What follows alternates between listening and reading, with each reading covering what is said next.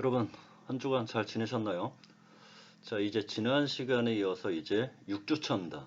자, 4주차에는 우리가 부동산 취득과 보유에 대한 세금을 살펴봤고, 자동차 취득과 보유에 대해서 살펴봤습니다. 보유와 관련된 세금을 살펴봤죠. 자, 그리고 지난주에는 바로 그 금융소득과 관련된 세금에 관련된 내용을 살펴봤고, 자, 이제 이번 주에는 바로 부동산 양도와 세금에 대해서 살펴보겠습니다. 자, 그래서 부동산과 관련된 세금은 총 3단계로 나눠서 구분할 수가 있는데, 자, 우리가 부동산을 취득할 때는 바로 취득세를 부담합니다. 4주차 때 배웠죠.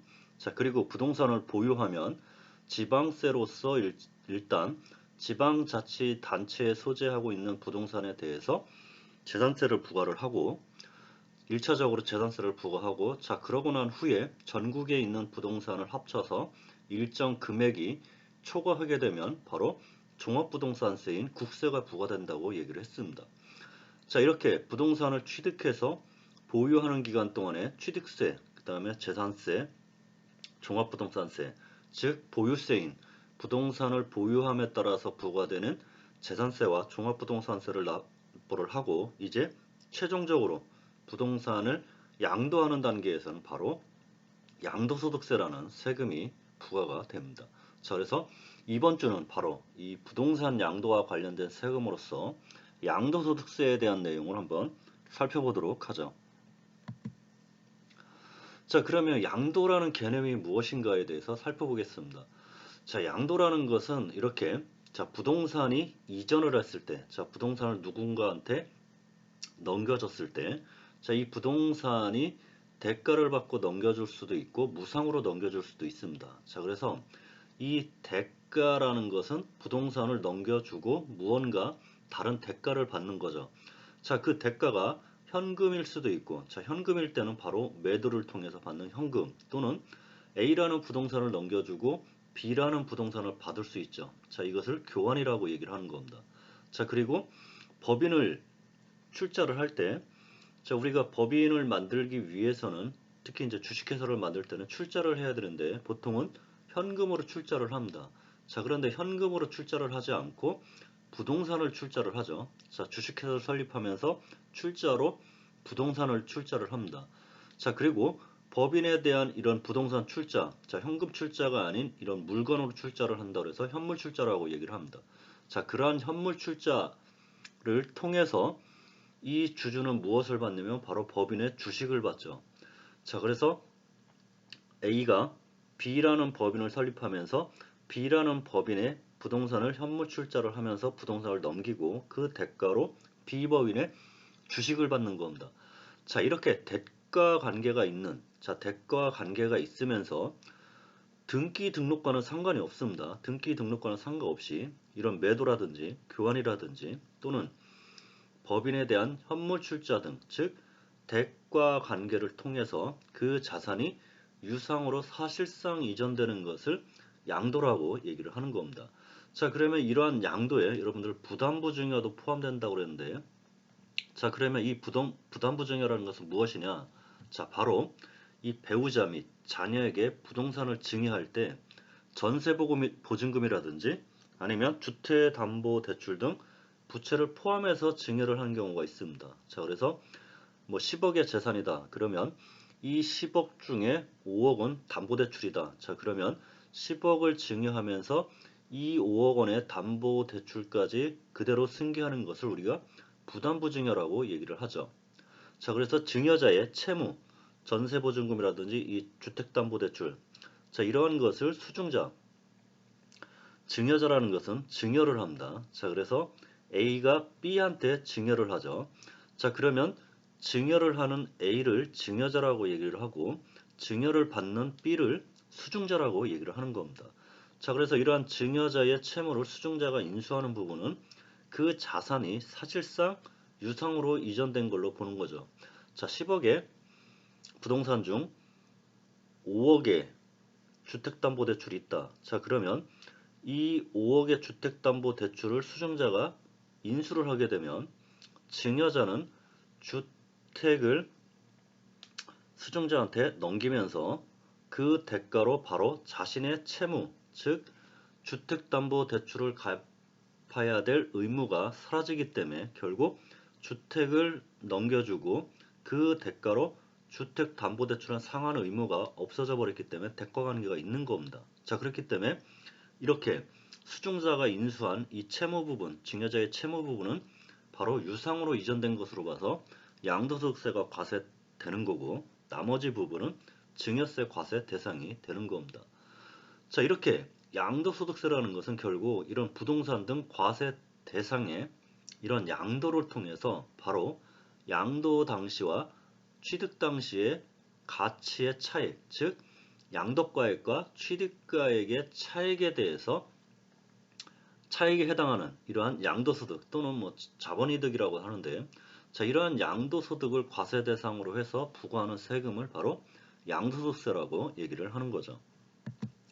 자, 그러면 조금 전에 봤던 이 부담부 증여에 대한 개념을 한번 세부적으로 사례를 통해서 한번 살펴보도록 하죠. 자, 이런 경우입니다. 이렇게 8억짜리 부동산이 있습니다. 시가 8억짜리인데, 자, 이 8억 중에서 주택담보대출이 2억이 있고 이 8억의 부동산을 증여를 하면서 이 주택담보대출 2억 원을 바로 수중자가 인수를 하는 거죠. 자, 그러면 증여자 입장에서는 자, 이 부동산을 수중자한테 넘기고 이 부동산을 넘김으로써 증여자가 갚아야 될 이 주택담보대출 2억 원이 사라지게 되죠. 왜? 주택담보대출 2억 원도 수중자가 인수를 했기 때문에 추후에 수중자가 갚을 겁니다. 자, 그렇기 때문에 증여자 입장에서는 이 8억 원 중에 2억 원은 바로 수중자한테 부동산을 넘기면서 그 대가로 본인이 갚아야 될 대출 의무, 갚아야 될 대출 상환 의무가 사라졌기 때문에 이 주택담보대출 2억 원에 대해서는 바로 대가 관계가 있는 걸로 보는 겁니다. 자, 그래서 유상양도로 봐서 증여자가 양도소득세를 부담하는 거죠. 자, 양도소득세는 양도자가 부담하는 겁니다. 자, 양도세는 양도자가 부담하는 거기 때문에 결국 여기서 주택담보대출 2억 원에 대한 양도자는 누구냐? 바로 증여자죠. 증여자가 주택을 넘기고 그에 대한 대가로 주택담보대출 상환 의무가 면제되는, 자, 그러한 대가 관계가 있기 때문에 이 부담부 증여에서의 양도자는 곧 증여자가 되는 거기 때문에 결국 주택담보대출 2억 원에 대한 이 유상양도에 대한 양도소득세는 바로 증여자가 부담을 하는 거죠. 자, 그래서 이 8억 원 중에 결국 이 2억 원에 해당하는 것은 바로 유상양도로 봐서 양도소득세가 과세가 되기 때문에 그 차익인 결국 6억만 무상으로 양도가 되는 겁니다. 자, 그래서 이 6억 원의 무상 양도에 대해서는 추후에 상속세 증여세 파트에서 자세히 배우겠지만 바로 증여를 받는 자, 즉 수중자가 증여세를 납부할 의무가 있는 거죠. 자, 그러면 양도세 과세 대상을 보면 크게 부동산과 부동산에 관한 권리, 그 다음에 주식, 그 다음에 기타 자산으로 나눠지는데요. 자, 부동산이라는 것은 뭐 토지와 건물을 얘기하고, 자, 여러분들 우리나라는 토지와 건물을 일치되지 않습니다. 자, 그래서 토지와 건물은 분리되어 있죠. 그래서 토지, 건물을 각각 양도할 수 있는 겁니다. 자, 그리고 부동산에 관한 권리, 자, 부동산을 취득할 수 있는 권리, 쉽게 말해서 분양권이라고 생각하면 됩니다. 자, 분양권이라는 것은 바로 부동산을 계약금만 지급하고 중도금을 계속 납입하고 최종 이 아파트가 완성될 시점에 잔금을 납부하고 소유권 이전 등기가 이루어지죠.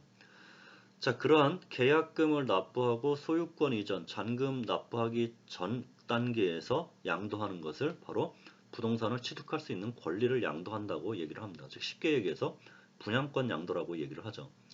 자, 그러면 이 분양권 양도, 즉 부동산을 취득할 수 있는 권리와 구분되는 게 뭐냐? 바로 조합원 입주권에 대한 권리죠.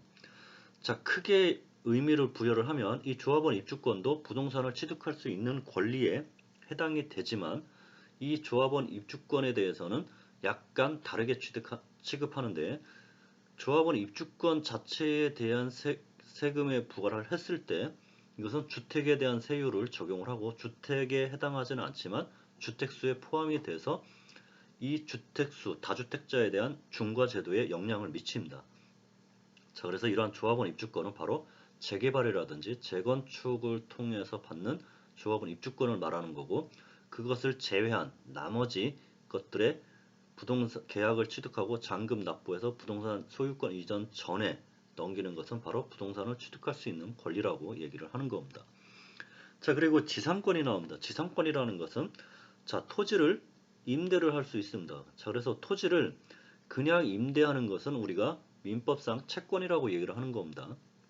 채권이라는 것은 당사자 간의 효력이 있는 것을 채권이라고 얘기를 하는데, 채권이라는 것은 결국 당사자 간의 효력이 있는 것으로서 토지를 임대차를 했으면 채권으로서 당사자 간의 효력이 있는 겁니다. 자, 그런데 이 지상권이라는 것은 바로 민법의 물권이라는 거죠. 그래서 이 물권이라는 것은 당사자뿐만 아니라 당사자 이외의 자들에게도 효력이 있는 겁니다. 자, 그래서 이 지상권은 결국 민법상 물권으로서의 하나의 지상권을 설정을 하는 건데, 이 지상권을 설정하게 되면 임대차를 하는 이 채권보다 우선순위가 있고, 이 지상권이 부여된 기간 동안 이 토지를 사용할 수 있는 거죠. 자, 이러한 지상권을 양도하는 경우에도 양도소득세 과세 대상이 되는 거고, 전세권도 마찬가지로 물권이기 때문에 이 전세권도 당연히 양도세 과세 대상입니다. 자, 그런데 일반적인 부동산 임대차, 부동산 임차권, 이런 일반적인 부동산 임차권은 여러분들 조금 전에 얘기했듯이 임대차 권리는 민법상 물권이 아니라 채권입니다. 당사자 간의 효력이 있기 때문에 이 부동산 임차권에 대해서는 결국 양도소득세가 과세 대상이 되지 않죠. 자, 그런데 이런 채권으로서의 부동산 임차권이 등기를 하게 되면 바로 민법상의 물권으로 변경이 되는 겁니다. 자, 그래서 이 물권으로 변경된 등기된 부동산 임차권에 대해서는 당사자 간의 효력뿐만 아니라 다른 당사자를 제외한 제3자들에게도 효력이 있는 거죠. 자, 그렇기 때문에 전세권과 동일한 것으로 봐서 등기된 부동산 임차권에 대한 양도도 바로 양도소득세 과세 대상이 되는 거죠. 자, 그리고 주식이라는 건 여러분들 지난 시간에 배웠죠.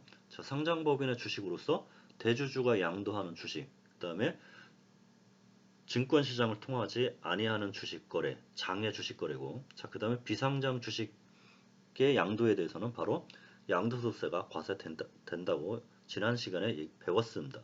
자, 그리고 이러한 부동산에 관한 권리, 주식 이외에 기타의 자산, 즉 사업용 고정자산과 함께 양도하는 영업권이라든지 뭐 특정 시설물 이용권이라든지 회원권 등을 배타적으로 이용할 수 있는 권리. 자, 그 다음에 법인이지만 부동산을 과다하게 보유한 법인의 주식, 즉 특정 법인의 특정 주식은 기타 자산으로 봐서 양도소득세가 과세 대상이 되는 겁니다. 자, 그래서 부동산을 과다하게 보유한 법인의 주식은 에 대해서는 이 주식 양도 차익에 대한 양도세 과세 대상이 되는 게 아니라 바로 이 주식 양도 차익에 대한 과세와 별도로 이 기타의 자산으로 분류돼서 양도소득세가 과세가 되는 겁니다. 자, 그러면 양도소득세는 예정신고 및 확정신고를 해야 되는데, 자, 예정신고라는 것은 바로 토지, 건물, 부동산의 권리라든지 기타를 자산을 양도한 달이 속하는 달의 말일로부터 2개월 이내에 신고 납부를 해야 되는 겁니다. 자, 그래서 3월 1일 날 양도를 했다. 그러면 3월 1일의 말일, 3월 31일부터 2개월이니까 5월 31일까지 예정신고 납부해야 되고, 비상장 주식 등의 경우에는 양도일이 속하는 반기의 말일로부터 2개월 이내에 신고 납부를 해야 되는 겁니다. 즉 1월 1일에 비상장 주식을 양도했다. 그러면 1월 1일의 반기는 6월 30일이고 6월 30일부터 2개월 이내이기 때문에 8월 31일까지 신고 납부하면 되는 겁니다. 자, 이렇게 예정 신고를 하고 또 확정 신고를 하는 거죠. 자, 그래서 다음 연도 5월 1일부터 5월 31일까지 예정 신고한 양도소득세에 대해서 확정 신고를 하는데, 다만 예정 신고를 한 자는 확정 신고를 하지 않을 수도 있습니다.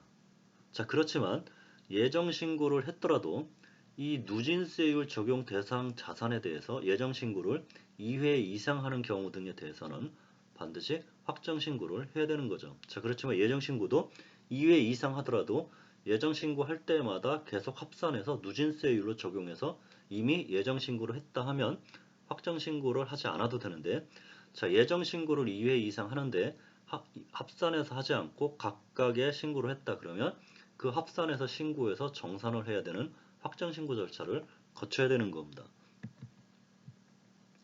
자, 그러면 양도소득세 계산은 어떻게 하는 거냐? 자, 우선 양도차익을 산정합니다. 그래서 양도차익은 양도가액에서 취득가액 기타 필요경비를 차감하고, 이 양도차익에서 장기보유 특별공제를 차감하면 바로 양도소득이 산정이 됩니다. 양도소득 금액이. 자, 이런 양도소득에서 기본공제 250만 원을 빼면 양도소득세 과세표준이 산정이 되는 거고, 자, 이러한 양도소득 과세표준에 세율을 곱하면 바로 세액이 산출됐다고 해서 산출세액이 산정이 되는 겁니다. 자, 이러한 산출세액에서 뭐 감면세액, 세액공제라든지 세액감면이 있으면 이런 세액공제, 세액감면을 빼면 바로 양도소득세 납부세액이 나오는 겁니다. 자, 그러면 이러한 양도소득세 계산 시 자산의 양도가액이라든지 취득가액은 원칙적으로 실지 거래가액에 의하는 거고, 이 취득가액이라는 것은 해당 부동산의 매입가액뿐만 아니라 취득할 때 부담한 사주차 때 배웠던 취득세라든지 뭐 등록세 등의 납부액. 자, 그 다음에 부동산을 취득하는 경우에는 등기를 소유권을 이전해 와야 되기 때문에 본인이 이전할 수도 있지만 법무사한테 의뢰를 해서 소유권 이전 등기에 따른 비용. 자, 그 다음에 부동산 중개에 따라서 지급하는 부동산 중개, 취득 중개 수수료. 자, 이런 것들은 바로 취득가액에 포함이 되고, 이들 지급액은 증빙 서류가 구비되어야 필요경비로서 공제가 가능한 겁니다.